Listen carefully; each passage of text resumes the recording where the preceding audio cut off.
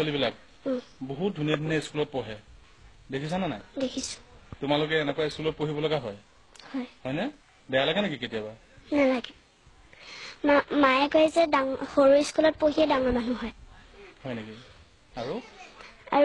যিবোৰ মানে ধনী তেওঁলোকে মানে অকমান বেছি লেবেল দেখায়তো মানে অকমান মানে পঢ়াৰ প্ৰতি অকমান হেৰি দেখায়তো তেওঁলোকে মানে প্ৰতিভাবোৰ বেছি বাঢ়ি যায় আৰু তেওঁলোকে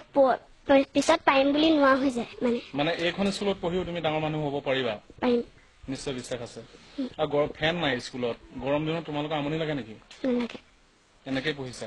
এইফালে বতাহ আহি থাকেতো বতাহ আহি থাকে টিভি চোৱা নে কেতিয়াবা টিভি চাওঁ কেতিয়াবা শিক্ষামন্ত্ৰী কোন জানা শিক্ষামন্ত্ৰী